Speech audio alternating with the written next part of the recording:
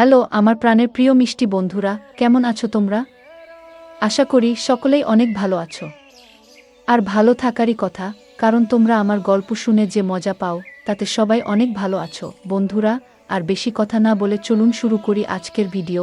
তুমি তো আজ অনেক ক্লান্ত, চলো আমি তোমার মাথায় তেল মালিশ করে দিই, বললেন চাচি। তার নরম হাত যখন আমার চুলে আলতো করে ঘুরছিল, আমার মনে এক অন্যরকম অনুভূতি হচ্ছিল। কিছুক্ষণ পর তার হাত আমার পিঠের দিকে নামল। পায়েল চাচি সবসময় নিজের কাজে ব্যস্ত থাকতেন, তাই আমার জন্য এমন কিছু করার সুযোগ খুব একটা পেতেন না। কিন্তু সেদিন রাতে চাচি নিজের হাতে আমার মাথায় তেল মালিশ করছিলেন। মালিশ করতে করতে কখন যে ঘুমিয়ে পড়লাম তা টের পাইনি। সকালে ঘুম ভাঙতেই দেখি আমার শার্ট নেই আর চাচি আমার পায়ের কাছে শুয়ে আছেন। ওনাকে এভাবে দেখে মনটা ভরে গেল। যখন আমার বাবা মা বিদেশে চলে গেলেন, তখন আমার জীবনে একটি নতুন অধ্যায় শুরু হলো। মা বাবা আমার যত্নের জন্য আমার চাচিকে আমাদের বাড়িতে থাকতে বললেন। পায়েল চাচি বয়স প্রায় 40-এর কাছাকাছি হলেও তার ব্যক্তিত্ব ও রুচিশীলতা ছিল মনোমুগ্ধকর। তার চালচলন, হাসি এবং কথার ধরন সবকিছুই একেবারে আকর্ষণীয় ছিল। আমি তার দিকে মুগ্ধ হয়ে তাকিয়ে থাকতাম। সত্যি বলতে চাচি ছিলেন সত্যিই আকর্ষণীয়। তার মুখে সবসময় এক ধরনের অদ্ভুত হাসি লেগে থাকত। আর চাচি যে আমার যত্ন নিতেন তা এক কথায় ছিল ভীষণ আলাদা। আমার প্রতি তার এমন একটি ভাবনা ছিল যেন আমি এখনও সেই ছোট্ট শিশু, যে প্রতিটি প্রয়োজনের জন্য অন্যের উপর নির্ভরশীল। তিনি আমার খাবার দাবার থেকে শুরু করে পোশাক পরিচ্ছদ সবকিছুতেই নজর রাখতেন, যেন আমার প্রতিটি ছোট বড় দায়িত্ব তারই উপর। অনেক সময় তার এই অতিরিক্ত যত্ন আমার মনে প্রশ্ন জাগাত, কিন্তু সত্যি বলতে এর মধ্যে এক ধরনের স্বস্তি খুঁজে পেতাম। সকালে তিনি যখন আমাকে গোসল করার কথা বলতেন, তার কণ্ঠে এক আলাদা ভাব থাকত। বারবার তিনি নিজেই আমাকে গোসল করাতে চাইতেন, যেন বুঝতেই চাইতেন না যে আমি এখন বড় হয়ে গেছি। বন্ধুরা, আজকের গল্পটা অনেক বেশি স্পেশাল, তাই কেউ মিস করো না। আর গল্পগুলো ভালো লাগলে ভিডিওটি লাইক, শেয়ার এবং চ্যানেলটি সাবস্ক্রাইব করো প্লিজ। একদিন চাচি আমাকে বললেন, তুমি ছোটবেলায় কতবার আমার কাঁধে উঠে খেলতে গো। আমি একটু লজ্জা করে চাচিকে বললাম, চাচি আমাকে এভাবে লজ্জা দিও না আগে। কিন্তু তিনি থামলেন না এবং গোসলের সময় আমার দিকে তাকিয়ে রইলেন। বন্ধুরা, আমার নাম সৌরভ, আর এখন আমার বয়স 20 বছর। ছোটবেলা থেকে শুনে আসছি যে মায়ের পরেই চাচি, ঠিক মায়ের মতো। এই কথাগুলো বরাবরই আমার মনে একটা প্রশ্নের জন্ম দিত, সত্যিই কি চাচি এতটা গুরুত্বপূর্ণ? তবে কখনো ভাবিনি যে চাচি আর আমার মধ্যে এমন কিছু ঘটবে যা আমি কল্পনাও করিনি। যিনি ছোটবেলায় আমার এত যত্ন নিয়েছেন, তার দৃষ্টিভঙ্গি কখন যে এতটা বদলে যাবে বুঝতেই পারিনি। একবার আমার বাবা মা 2 মাসের জন্য বিদেশে গিয়েছিলেন। মা বাড়ির দেখাশোনার জন্য একজন সহকারী পাঠিয়েছিলেন। পরদিন সকালে যখন ঘুম থেকে উঠলাম, হঠাৎ দরজার ঘণ্টা বাজল। যেহেতু মা বাবা বিদেশে ছিলেন, তাই ভাবলাম হয়তো কেউ এসেছেন। দরজা খুলতেই সামনে দাঁড়িয়ে ছিলেন এক লম্বা, সুন্দরী এবং আত্মবিশ্বাসী মহিলা। তার চোখে ছিল এক ধরনের ঝলক, আর মুখে ছিল মৃদু হাসি। তিনি হাসতে হাসতে বললেন, এই বাড়িতে একজন কাজের মহিলার দরকার ছিল, তাই না? আমি তাকে মনোযোগ দিয়ে দেখলাম এবং বললাম, হ্যাঁ, সম্ভবত আমার মা আপনাকে ডেকেছেন গো। তারপর তাকে বাড়ির ভেতরে নিয়ে এলাম। যখন তিনি ঘরে ঢুকলেন, আমি তাকে রান্নাঘর দেখালাম। তবে তিনি এমনই অভিজ্ঞ ছিলেন যে রান্নাঘরে কি কোথায় আছে তা সঙ্গে সঙ্গে বুঝে গেলেন, যেন আগে থেকেই এখানকার সবকিছু তার জানা। আমি ভাবলাম এটা খুবই ভালো হলো, মা নিশ্চিন্তে থাকতে পারবেন। তখনই মাকে ফোন করে জানালাম যে কাজে মহিলা এসে গেছেন। মা এটা শুনে অনেকটাই নিশ্চিন্ত হলেন। আমিও বুঝলাম এখন আর একা থাকার অনুভূতিটা থাকবে না। সারাদিনের কাজের পর সন্ধ্যায় কাজের মহিলাকে ছুটি দেওয়ার সময় এল। হঠাৎ করেই তিনি আমাকে বললেন, সৌরভ, সকাল থেকে তোমার সাথে আছি কিন্তু তুমি এখনও আমাকে চিনতে পারোনি গো। তার কথা শুনে আমি অবাক হয়ে গেলাম। বললাম, আমি জানি আপনি বাড়ির কাজের সহায়তা করতে এসেছেন, তবে আর কি পরিচয় আছে আপনার? তিনি হাসতে হাসতে বললেন, আমি এ বাড়িতে কাজের মহিলা হিসেবে এসেছি বটে, কিন্তু আগে আমাকে তুমি পায়েল চাচি বলে ডাকতে। আমার নাম পায়েল। তোমার ছোটবেলা থেকেই আমি তোমার দেখাশোনা করেছি গো।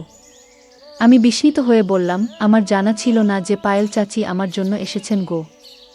পায়েল চাচি এই কথা বলতেই তিনি আমার হাত নিজের হাতে নিলেন, আর তার স্পর্শে মায়ের মতোই এক ধরনের স্নেহ অনুভব করলাম।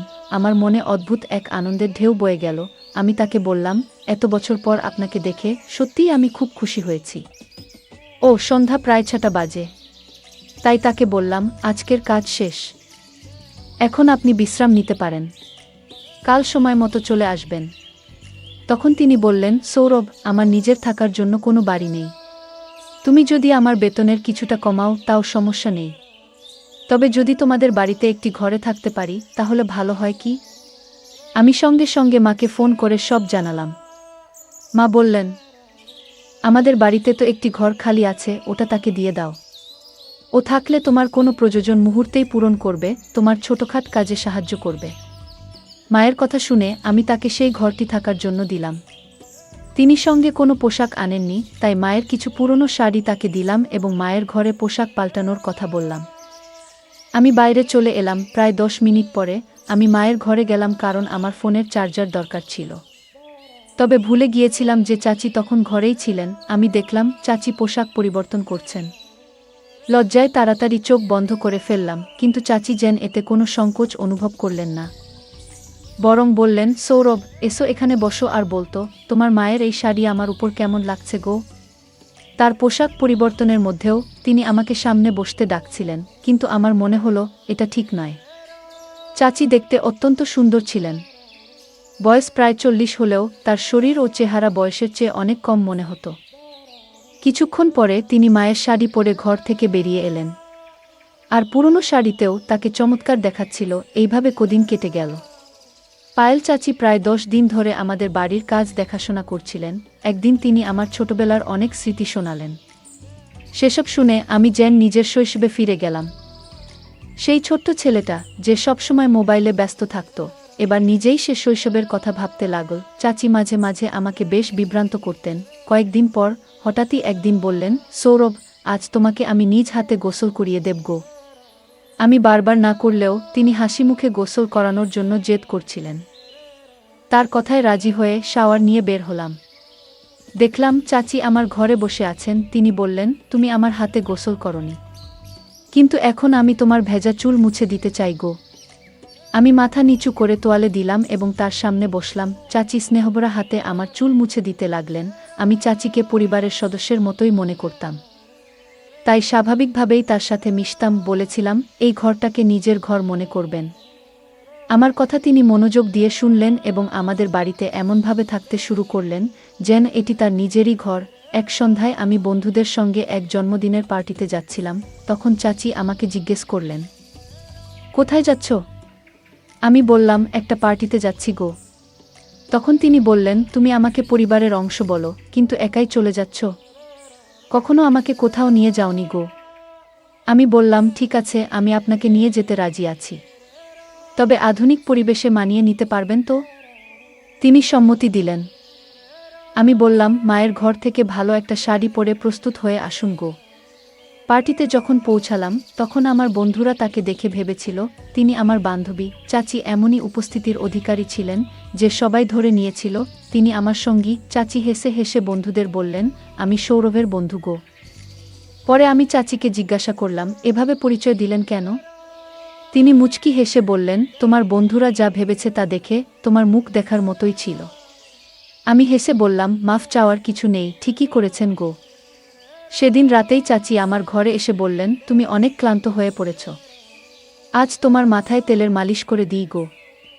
তার স্নেহমাখা হাত যখন আমার চুলে ঘুরতে লাগলো, আমার গায়ে কাটা দিয়ে উঠল। তারপরে আস্তে আস্তে তার হাত আমার পিঠে চলে গেল। মা সবসময় ব্যস্ত থাকতেন, তাই এভাবে তেল মালিশ করে দেওয়ার সময় তার পক্ষে পাওয়া সম্ভব ছিল না। মনে পড়ে না কবে মা শেষবার আমার মাথায় তেল মেখে দিয়েছিলেন। পায়েল চাচিও সাধারণত এতটা সময় দিতে পারতেন না, কিন্তু সেদিন রাতে তিনি নিজের হাতে আমার মাথায় তেল মালিশ করছিলেন। মালিশের আরাম পেয়ে কখন যে গভীর ঘুমে তলিয়ে গিয়েছিলাম বুঝতেই পারিনি। পরদিন সকালে ঘুম থেকে উঠে দেখি পায়েল চাচি আমার পায়ের কাছে শুয়ে আছেন। তাকে জাগিয়ে হেসে বললাম, তুমি আমার পায়ের কাছে কি করছো? চাচি মুচকি হেসে বললেন, গত রাতে তোমাকে মালিশ করতে করতে আমারও ঘুম চলে এসেছিল গো। সকালে চাচি হঠাৎ আমাকে একটা প্রশ্ন করলেন যা আমাকে ভাবিয়ে তুল। তিনি বললেন, গত রাতে যখন তোমার কাঁধে হাত রেখেছিলাম তুমি এত তাড়াতাড়ি ঘুমিয়ে পড়লে, তোমার মা কি কখনো তোমার মাথায় মালিশ করতেন না? আমি সরাসরি কিছু বলিনি, কারণ জানতাম মা সবসময় তার কাজ নিয়ে ব্যস্ত থাকেন। তাই পরিবর্তে বললাম, না না, আমার মা সবসময় আমার যত্ন নেন, এমন কিছু নয়। পায়েল হেসে মাথা নাড়লেন এবং বাইরে চলে গেলেন। এরপর আমরা দুজন একসঙ্গে নাস্তার টেবিলে বসলাম। ঠিক তখনই কলিং বেল বেজে উঠল। দেখি মা এবং বাবা দুজনেই বাড়ি ফিরে এসেছেন। তাদের দেখে আমি খুব খুশি হলাম। বাড়িতে ঢুকতেই দেখলাম বাবার দৃষ্টি পায়েল চাচির উপর আটকে আছে, যেন তিনি তাকে নতুনভাবে দেখছেন। পায়েল সেদিন এত সুন্দর লাগছিলেন যে বাবার দৃষ্টি তার উপর থেকে সরছেই না। বাবার মনোযোগ অন্যদিকে ফেরাতে আমি কাছে গিয়ে তাকে আলিঙ্গন করলাম। মা পায়েলকে ভালোভাবেই চিনতেন, তাই মা পায়েলকে আলিঙ্গন করলেন। সেদিন রাতে খাবারের সময় দেখলাম বাবা আবারও পায়েলের দিকে অন্যরকমভাবে তাকিয়ে আছেন। কেন তিনি তাকে এত মনোযোগ দিয়ে দেখছেন তা বুঝতে পারছিলাম না। তবে বাবার এভাবে তাকানো আমার একটু অস্বস্তি হচ্ছিল। রাতের খাবার শেষে বাবা তার ঘরে চলে গেলেন, আর পায়েল রান্নাঘর পরিষ্কার করছিলেন। কাজ শেষ করে তিনিও তার ঘরে চলে গেলেন। কিছুক্ষণ পর আমি তার ঘরে গেলাম, কারণ সেদিন আমাদের মধ্যে কিছু কথা হয়নি। আমাকে হঠাৎ দেখে পায়েল একটু অবাক হয়ে গেলেন। আমি হাসতে হাসতে বললাম, এত অবাক হওয়ার কি আছে? আমি তো তোমার সৌরভ গো। পায়েল মুচকি হেসে বললেন, তুমি এত চুপি সারে এলে যে একটু ঘাবড়ে গিয়েছিলাম। কিছু দরকার ছিল? আমি বললাম, না পায়েল, বিশেষ কিছু দরকার ছিল না। সেদিন তেমন কথা বলা হয়নি, তাই ভাবলাম একটু দেখা করে যাই গু। পায়েল হেসে বললেন, ঠিক আছে, যখনই দরকার পড়ে আমাকে ফোন করো। আমি তোমার জন্যই এখানে আছি ইউ। তার কথায় আমি হেসে দিলাম। তারপর ঘর থেকে বেরিয়ে এলাম। পরদিন সকাল হয়ে গেল। সকাল 10টা বাজলেও নাস্তা তৈরি ছিল না। সাধারণত পায়েল প্রতিদিন সকাল 8টায় আমার জন্য নাস্তা নিয়ে আসেন, কিন্তু আজ 9টা পেরিয়েও কিছু আনেননি। তখন আমি রান্নাঘরে গেলাম দেখতে কি হচ্ছে। সেখানে গিয়ে দেখলাম পায়েল মাথা নিচু করে চুপচাপ দাঁড়িয়ে আছেন, যেন গভীর চিন্তায় ডুবে আছেন। আমি অবাক হয়ে জিজ্ঞেস করলাম, কি হয়েছে পায়েল? ধীরে ধীরে বললেন, তোমার বাবা। ঠিক তখনই বাবা রান্নাঘরে ঢুকে পড়লেন। পায়েল তার মুখ আমার দিক থেকে সরিয়ে নিলেন। গতকাল থেকেই বাবা পায়েলের দিকে অন্যরকমভাবে তাকাচ্ছিলেন, যা আমার নজর এড়ায়নি। পায়েল কেবল আমার আত্মীয় নন, তিনি আমার খুব কাছের একজন বন্ধু হয়ে উঠেছেন, এবং আমি তার সাথে এমন আচরণ সহ্য করতে পারছি না। আমার মনে প্রশ্ন জাগছিল, একদিনের মধ্যে এমন কি ঘটেছে যে পায়েল এতটা অস্বস্তিতে পড়ে গেছেন? রাতে শুতে গেলাম, কিন্তু মনটা অস্থির ছিল। কিছুক্ষণ পর ভাবলাম পায়েলও ঘরে গিয়ে দেখে আসা উচিত। তার ঘরের দরজার কাছে পৌঁছেই দেখি বাবা ইতিমধ্যেই সেখানে আছেন এবং পায়েলের হাতে কিছু টাকা দিচ্ছেন। কেন হঠাৎ করে এত টাকা দিচ্ছেন সেটা বুঝতে পারলাম না। সামনের দৃশ্য দেখে আমার মনের মাঝে অস্বস্তি বাড়তে লাগল। পায়েল বাবাকে বলছিলেন, যতক্ষণ না আমি সৌরভের সাথে কথা বলবো আমি এই বাড়ি ছাড়ব না আগে। আমার মনে হলো হয়তো সে আমাকে ভালোবেসে ফেলেছে। দেরি না করে আমি সরাসরি তার ঘরে ঢুকে পড়লাম। বাবাকে জিজ্ঞাসা করলাম, আপনি এখানে পায়েলের সাথে কি করছেন? আমার প্রশ্ন শুনে মাও ঘরে এসে ঢুকলেন। আমাকে দেখে মা বাবার মুখের ভাব কেমন যেন বদলে গেল। মা বাবা আমাকে বলতে লাগলেন, তুমি নিজের ঘরে ফিরে যাও। আমি প্রতিবাদ করে বললাম, আমি আর শিশু নই। আমি জানতে চাই এখানে আসলে কি ঘটছে এবং আপনি পায়েলের সাথে কি করছেন গো। ঠিক তখনই পায়েল আমার কাছে এসে আমাকে জড়িয়ে ধরে কাঁদতে লাগলেন। তিনি বললেন, সৌরভ, এই বাড়িতে তুমি একমাত্র ব্যক্তি যে আমাকে বোঝো। এখানে আসার পর থেকে তোমাকে অনেক কিছু বলতে চেয়েছি, কিন্তু কিছু কারণে চুপ ছিলাম। পায়েলের কথায় আমি অবাক হলাম এবং তাকে সান্ত্বনা দিয়ে বললাম, যদি কোনো নিরীহ মানুষের সাথে অন্যায় হয়ে থাকে আমি তা সহ্য করব না আগে। তখন মা পায়েলকে বললেন, তুমি চুপ থাকাই ভালো আর এখান থেকে চলে যাও। কিন্তু পায়েল উত্তেজিত হয়ে মায়ের দিকে তাকিয়ে বললেন, আজ আর চুপ থাকব না। আমি সৌরভকে সব সত্য বলবো। পায়েল আমার দিকে ফিরে বললেন, সৌরভ, তুমি তোমার এই মা বাবার সন্তান নও। তোমার আসল মা তানিয়া, তিনি আমার বড় বোন। কয়েক বছর আগে তিনি এই বাড়িতে কাজ করতেন এবং দুজন যমজ সন্তানের জন্ম দিয়েছিলেন। তোমার বাবা তাদের একজনকে তোমার দত্তক হিসেবে নিয়েছেন, আর আমি এখন তোমার ভাইয়ের যত্ন করি। তোমাকে ভালোভাবে দেখাশোনা করার জন্য আমি এখানে আছি। এই কথা শুনে আমার মনে নতুন প্রশ্ন তৈরি হলো। আমি পায়েলকে দূরে সরিয়ে দিয়ে বললাম, আমি আপনার কথায় বিশ্বাস করি। আপনি আমার মায়ের মতোই। তবে আমি নিজের জীবন নষ্ট করতে চাই না। আপনি যা বলছেন যে তারা আমার আসল বাবা মা নন, আমি তা মেনে নিতে পারছি না। তাদের প্রতি আপনার অভিযোগ শুনে ভালো লাগছে না, কারণ তারা আমাকে নিজের সন্তানের মতোই ভালোবাসা এবং যত্নে বড় করেছেন। সব জানলেও আমার এতে কোনো আপত্তি নেই, কারণ তারা আমাকে এমন এক জীবন দিয়েছেন যা আমি কখনো কল্পনাও করিনি। এরপর মা বাবা সিদ্ধান্ত নিলেন যে পায়েলকে পুলিশের হাতে তুলে দেবেন। তবে আমার যমজ ভাইদের জন্য তাকে ক্ষমা করলেন, কারণ সে পায়েলের কাছে রয়েছে। কয়েক বছর আগে পায়েল আমার মা বাবার কাছ থেকে কিছু টাকা নিয়েছিলেন। আমার জন্মের পর আমার আসল মায়ের মৃত্যু হয়েছিল, আর পায়েল তখন আমার বট ভাইয়ের দেখাশোনা করতেন। কিন্তু দুর্ভাগ্যবশত তিনি ভাইকে সঠিকভাবে বট করেননি। ভাই খারাপ পথে চলে গিয়েছিল এবং তার জীবন বিপদে পড়েছিল। সে চুরি করত, নানা ধরনের মজা করত, আর এখন আবার আমার মা বাবার কাছ থেকে টাকা আদায়ের চেষ্টা করছিল।